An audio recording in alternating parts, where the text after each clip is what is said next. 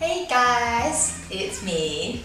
I did a little post a week or so ago asking for some questions for my YouTube channel so I can go through and answer some for you guys. So I'm starting with just my stats.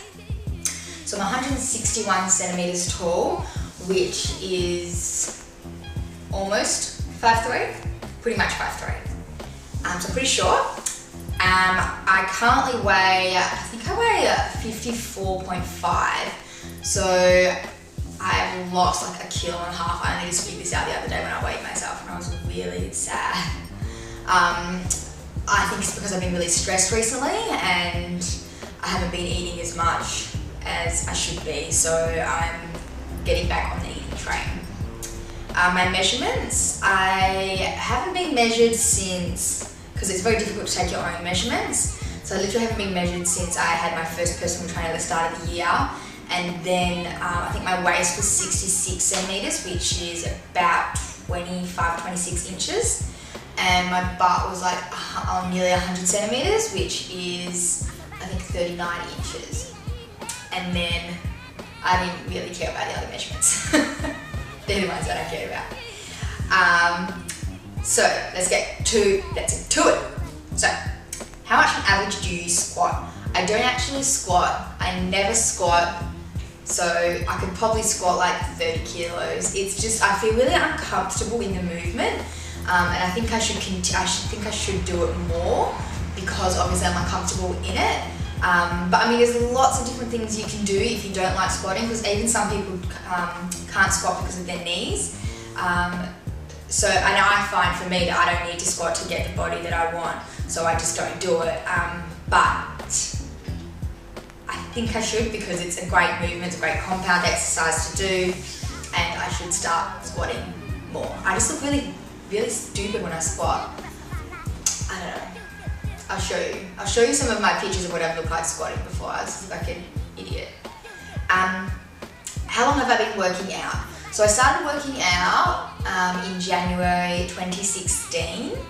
I was doing the Sweat with Kayla app, so like the Kayla Eatstein's Bikini Body Guide, and I did it just on the actual phone, Sweat with Kayla. And I did that for maybe like 6 to 8 months or something. And then I just really wanted to start getting bigger. I didn't want to be as thin, I didn't want to be as skinny. And I found that I started to just not like the workouts anymore. So I didn't want to continue with it. So it really suited me for when I started it, but then I just really wanted to do weight and start lifting heavier. So I switched then, and I've been doing lifting heavier properly since I started my personal training course. So this started this year in about February. So I haven't actually been working out intensively for that long. What made me start working out? I think I've been saying for ages like I was going to download Kayla's guide and I was going to do it. And I've been saying it literally, I think you guys know, sometimes you say it for years. I think I've been saying it for a few years with friends, you know, oh, we're going to do it together, we'll come over, we'll do it together, we'll get really healthy and we'll eat fruit and like we'll work out, and you get like all excited about it and then it just never happens. And I think it was in the new year and I just thought, nah, I'm going to do it. So it was so simple, just like, I'm going to get the app and I'm just going to start it the next day. I'm not even going to think about it, I'm just going to do it. And so yeah, I started. I actually did it with my sister to start. And yeah, it was really hard, but it got me right into fitness. And I feel like once you start and you really commit to it, it's easier to stick with it. My workout schedule and my split. So I work out 5 times a week, Monday to Friday, because I don't like working out on the weekends. And so on Mondays I do legs. On Tuesdays I do booty. Now the reason I do 2 lower body days followed by each other is that I do 2 totally different movements when I do booty. So I do a lot more lower resistant workouts when I do booty. I still do like hip thrusts and glute bridges, but it's not the same as doing, that doesn't have as much wear and tear on the body as doing say a deadlift or lunge. So that's how I manage to work out my lower body so often.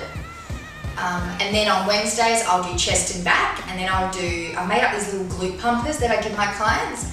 And glute pumpers are low intensity exercises that you can do every day for your butt. So I'll do them on Wednesdays with my chest and back, and that's like with resistant bands or with benches. So that'll be like seated hip abductions, donkey kicks, clams, glute bridges, hip thrusts, and then just different variations of all of them. Crab walks. There's lots of different things you can do with resistant bands and with just a bench. So that's on Wednesdays, and then on Thursdays I do a strength day, which is another lower body day, and so I'll practice my deadlift and my hip thrust, getting stronger at that. And if I have time, I might do another glute pumper as well, or I might just add in the glute pumper before I do the hip thrust as my glute activation, just do a few extra rounds than I usually would. And then on Friday I do arms and abs, and then I also do a glute pumper as well. So I work out my glutes 5 times a week, and then upper body I have 2 days for upper body. So it's not totally neglected, but I should probably do a bit more days for upper body. So my favourite exercise for booty, so if I could only choose to do one exercise for the rest of my life, it would have to be the hip thrust, because I can lift a lot on it. I can do over 100 kilos, which is, I don't know, 200 something pounds on the hip thrust. And even when I don't put any weight on it and I do 25 reps on it body weight, it burns like hell. So it's just a really, really great exercise.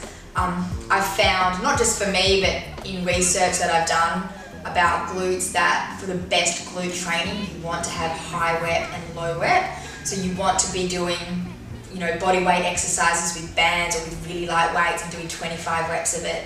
And then you want to be doing strength training where you can only do 5 reps, and you're aiming for 80 kilos or 100 kilos of one exercise. So that's a really good way to work out your glutes, is have that mix. Best workout combo for booty, at the moment I love doing quite light weights, so about 16 kilos, which is maybe like 40 pounds, 35 pounds. I got a dumbbell, and I'll do like a glute bridge, and I'll use a resistant band, and I'll do aim for 25 reps of that, and then I'll follow that up with single leg feet elevated glute bridges with your feet like on a bench.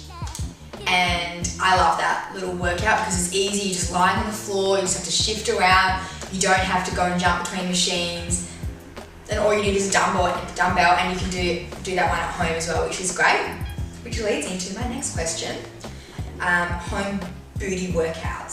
So you can actually do a lot of work just at home. You don't actually have to join a gym if you want to grow your booty. I mean, I always recommend clients to eventually get to the gym, because then they can use things such as cables or the heavy weights, because a lot of people won't have that, 100 kilos at home. But even if you're starting out, it's great. You can just have a 20 kilo dumbbell, like, with the example I gave before, and you use all those resistant bands exercises that I said. If you get a bench, it's worth it to buy a bench. It might only cost you $100 if you get one from like Kmart, or I don't know, Walmart might have one. I don't know what they sell there. I think they have them at Big W if you guys live in Australia. They have like benches there for $100, and you can do so much on that for booty exercises if you want to work out at home. If you want to give me like specific exercises for home, but I feel like I need to show you, so that might be a good little video that I might plan to do later. How long to build booty? I actually saw really quick growth in my butt after 1 to 2 months. Like, no joke, I had those newbie gains. It was crazy. I'd been working out for a long time, but not properly. And when I actually started implementing the correct exercises, which was, all the resistant band work, the hip thrust, the glute bridges, the cable, abductions, all that stuff, that's when I just saw a huge growth. It's amazing, and I don't squat, I don't deadlift that much. I'm not really strong, but I saw great progress in that. And I honestly believe you can see quick progress in building your butt if you're doing the right exercises. You might not be genetically built for it, so it might take a little bit longer to get it really big, how you want it, but it'll definitely be perkier and rounder and more shapely, and it won't take that long. My favourite cardio and how much do I do? So I used to do a lot more cardio when I was doing Kayla's BBG. I was doing all the recommended lists and HIIT workouts. And now I only do cardio because I walk my dog, because I have to. So me and my partner walk her every day for about between half an hour to 1 hour, because she's really slow and everyone wants to say hi to her because she's really cute. So that's pretty much all the cardio I do. I don't do any HIIT. Look, I would do HIIT if my aim at the moment was to get really shredded and to lose all body fat. But I'm not too bothered at the moment, and because I'm trying to gain muscle, and it's not, I find my body it doesn't just, some people look at weight and the muscle goes on them, but for me, it doesn't work like that. So I have to work a lot harder to gain muscle. So I'm just quite wary of any cardio that's excessive. So I don't do it because I'm scared that it's gonna take away my gains. But if you have body fat to lose, HIIT is a great thing to add on top of that. But I always see it as like the cherry on top of everything else. If you've got your diet down pat and your resistance training down pat, and you're sleeping enough and your stress levels are reduced, that's enough. That's huge. They're the main things. If you want to add on extra things, that's the extra. HIIT is the extra. Probiotics is the extra. Fermented foods is the extra. Cardio is the extra, but it's not the foundations of what weight loss is built.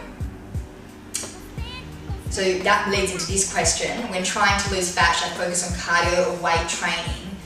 A lot of people think cardio and HIIT burns fat. Although it burns calories, it doesn't really make a difference if you're eating lots of calories and then you're burning calories, and it just doesn't really do anything.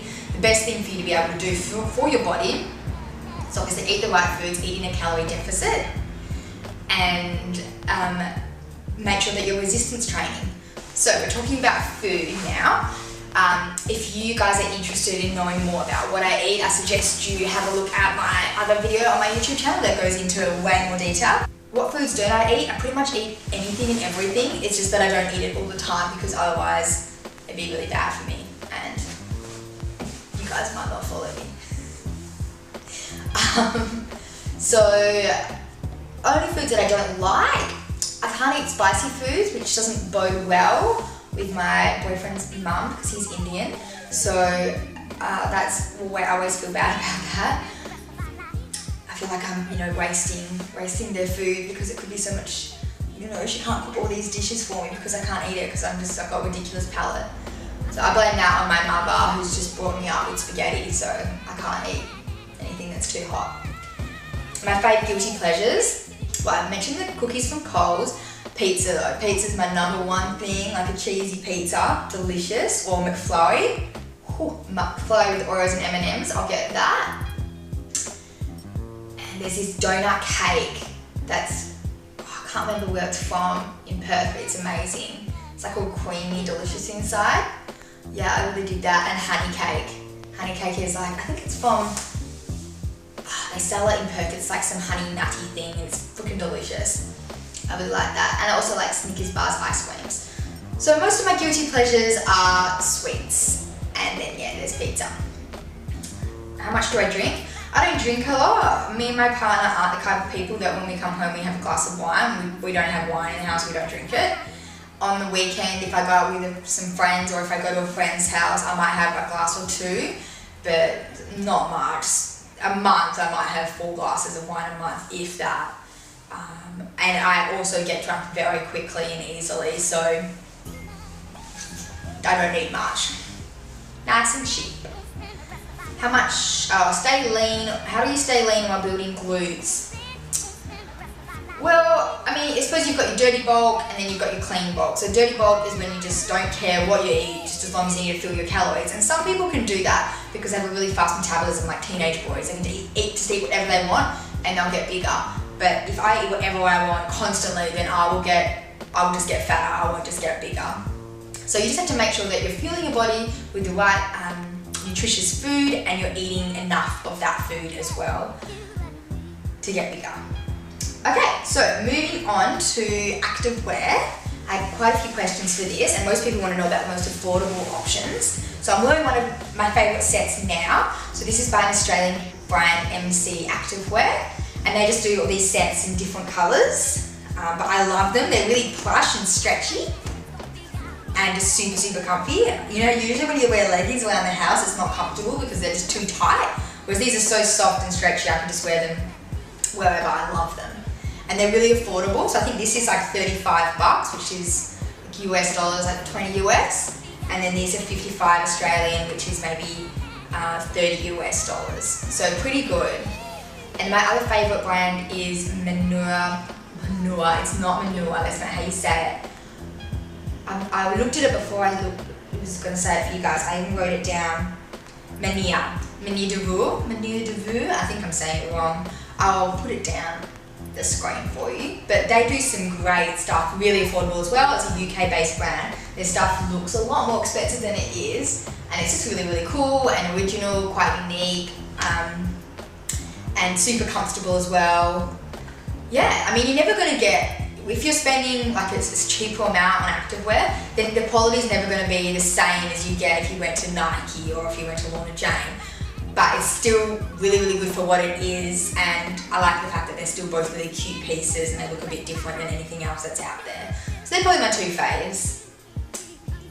In terms of personal questions, I get a lot of questions about my glasses. So yes, they are real. I'm not just being an idiot and wearing these for fun and for fashion. I do actually have glasses. I've had glasses since I was, 16.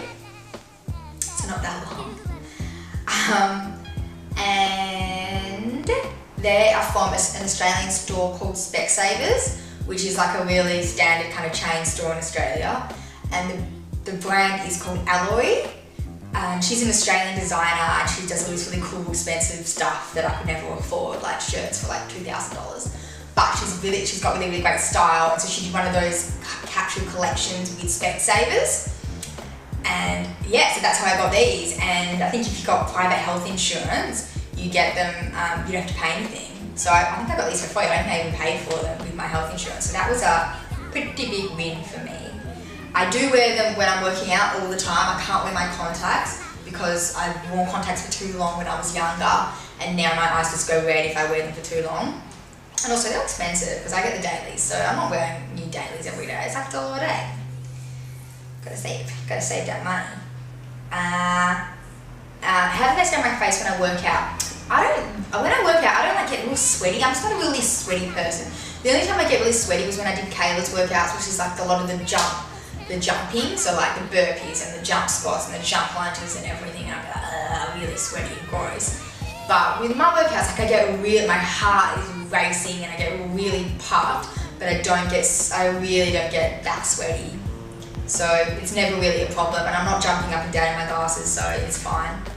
It's just, sometimes you might look a little bit silly with some of the exercises, like when I do the lat pull down, I always feel like I'm going to smash myself in the face. It's a bit of a hazard. What do I do for a living, and what did you used to do? So, I've always worked for myself. I've just always created my own jobs, I'm a very entrepreneurial person. I just don't like working for other people. I mean, I do like working for them. Like I do like it. I just don't get excited by it. It doesn't get me passionate or want to. I just always thought, I can do it better, or I can do it myself. Why not just do it myself? So I've had quite a few businesses that I've started over my life. So I used to run a fashion label with my twin sister, and we started doing that, and we were doing social media for that. And a lot of people were asking us for advice on the social media aspect. This was maybe 3 or 4 years ago. And so we started a social media business on the side of that. And we started getting more and more clients for the social media side until it kind of overtook the fashion, because fashion is very, very hard to make money off it. And it's very time consuming. You have to pack parcels, you have to store the stock, you have to make sure that you order enough sizes for people. It's just It's very stressful. I think if you wanna make money, don't go into fashion. Don't do it. It's fun though, and it sounds fun, but it's actually very stressful and not glamorous at all. So I wouldn't recommend it. Although I'm always like, oh, maybe I'm gonna start my own activewear line. Like, I'm gonna do it, and I'm like, no, remember. So I did that, and then me and my sister had our own social media company for about 2 years together. And that was really awesome because we got to work from home together. We traveled around the world and just worked in different places. We worked in Italy, in Croatia, and Tenerife, the Canary Islands. It was great. We got to do lots of different things. And then when I came back home, we were still working on that together. And I started getting more into my fitness, and we actually started the Instagram account together. My account used to be called Twin BBG, which some people might not know, but some fans might. So I always laugh because she used to be in my account's name and now she's not. And she was like, oh, I'm so glad I gave that up, it's not for me. So it always makes me laugh. So yeah, we started doing that. I started just doing more of the fitness side, and I was still doing all the social media, my social media company as well. And because I knew a bit more about what I was doing, because I knew how to do social media engagement for other brands, so I could do it easier for myself. I kind of understood it a lot more. This is a whole new topic I could talk about for a long time, so I'll probably do another video about that. If you guys want, let me know on how I don't want to say became Instagram famous, but I suppose so. I suppose that's the word that you use. So if you guys want to know about that, let me know. Okay. So I was doing the social media on the side, and then doing my Instagram as well. And yeah, it just kind of took off. And that's when Women's Best actually contacted me. They contacted me when I had 20,000 followers, and they said they asked if they could send me some product, and that they would pay me a small amount as well to do the posts. And so I've been with them for over a year now. And yeah, they've been a really, really great company to work with. I never contacted them to ask to work with me. I just got lucky that they contacted me. But I mean, the best way, if you think, okay, how do I become a Women's Best Ambassador? The best way to do that is to build up a fitness account that people engage with, and that shows it has a growth potential.